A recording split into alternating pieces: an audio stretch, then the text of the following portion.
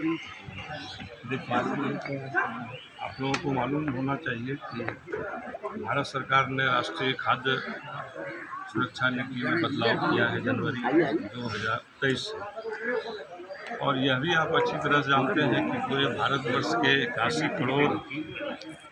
81 करोड़ जनता को पूरे देश में 5,34,000 जन वितरण प्रणाली के विक्रेता अनाज मुहैया कराते हैं।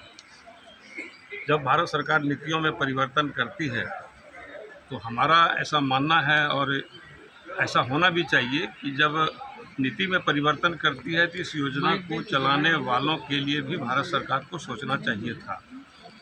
आज 90 रुपया क्विंटल भारत सरकार हमको मात्र आमदनी देती है, इसमें मुनाफा या समझिए कि पारिश्रमिक देती है, जबकि हमारा यह कहना है कि हम सुबह से लेकर शाम तक देश के 81 करोड़ जनता को अनाज मुहैया कराते हैं।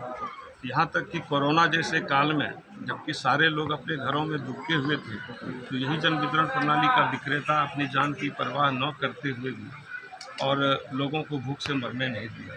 सुप्रीम कोर्ट का आदेश है कि एक भी आदमी भूखा न रहे, इसकी जिम्मेदारी जो है वह जन वितरण विक्रेताओं पर सुप्रीम कोर्ट भी डालती है, लेकिन इसकी जिम्मेदारी पूरे सिस्टम पर होनी चाहिए कि इतना बड़ा जो भारत सरकार का योजना आज एशिया की सबसे बड़ी योजना हम चला रहे हैं, तो उस योजना को चलाने वाले को आप एक बंधुआ मजदूर की तरह आप क्यों रखें? क्या आज के समय में 90 रुपया क्विंटल में अगर मान लीजिए सपोज कीजिए किसी का 50 क्विंटल एवरेज 60 क्विंटल पर हम लोग मान के चलते हैं तो कितना हुआ? 5,400 रुपये हुआ। 5,400 रुपये में एक जन वितरण प्रणाली का विक्रेता और उसका एक सहायक किस तरह अपने परिवार का गुजारा करेगा और दुकान के खर्च का वह जो है मेंटेनेंस करेगा?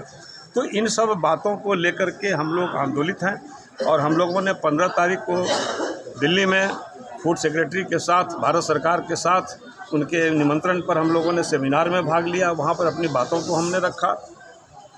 17 फरवरी को भी भारत सरकार के खाद्य सचिव के साथ हम लोगों ने 13 सूत्री मांगों को रखा है, जिसको अभी हम यहाँ पर रखेंगे, लोगों को बताएंगे। डिमांड क्या है आप लोगों की? हमारी बहुत सारी डिमांड्स हैं। हमारी डिमांड्स है कि जिस तरह हम लोगों को 30,000 रुपये का मानदेय दिया जाए, कम से कम हम लोगों को हमारे दुकान में इतनी फैसिलिटी, इतने सारे चीज़ों को नॉन पीडीएस चीज़ों को भी दिया जाए, जिससे कि हम 50,000 रुपये तक की आमदनी हम दुकान में कर सकें।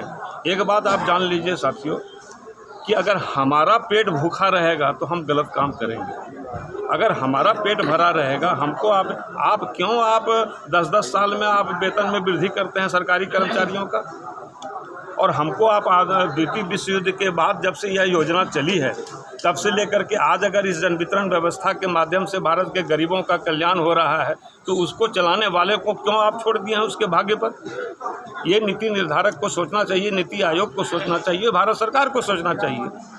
तो इसके लेकर के हम लोगों ने 22 मार्च को दिल्ली में पार्लियामेंट घेराव करने का कार्यक्रम रखा है और इसी के मुतालिक हम विभिन्न राज्यों में जा रहे हैं, लोगों को आमंत्रण दे रहे हैं कि अपने मांगों के समर्थन में, हमारी बहुत सारी मांगें हैं, जैसे कि 30,000 रुपया मानदेय हमको मिलना चाहिए, 50,000 रुपये की हमारी आय हम सुनिश्चित होना चाहिए, हमको अनाज जो गोदाम से मिलता है उस अनाज में हमको कम से कम 1 किलो का हमारा जो है वह घटतौली हमको दिया जाए।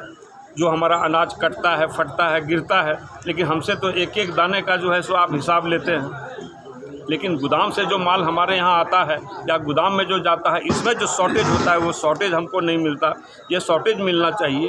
उसके अलावे हमको चीनी प्रत्येक माह में मिलना चाहिए। हमारे राशन दुकान में चीनी, नमक और किरासन तेल, दाल, ये सारी चीज़ 1-1 किलो कम से कम प्रति लाभार्थी को देने का जैसे अन्य राज्यों में है, उत्तर प्रदेश में है। तो आप अगर बोर्ड के बैंक की राजनीति के तहत राज्यों में अगर अनाज का बंटवारा और सामग्रियों का बंटवारा करते हैं तो ये गलत है। सारे देश के जो लाभार्थी हैं उसको एक समान उसके साथ ट्रीट किया जाए और सभी लाभार्थियों को दिया जाए। जितनी सामग्री मेरे पीडीएस में आएगी उतना मेरा लाभांश बढ़ेगा। इसलिए ये सारे डिमांड्स को लेकर के हम लोग 22 तारीख को दिल्ली में हम लोग लाखों की संख्या में आ रहे हैं। क्या परिचय हुआ? मेरा नाम ओंकार नाथ झा हुआ और हम राष्ट्रीय कार्यकारी अध्यक्ष हैं all India fair price of milk federation. Thank you.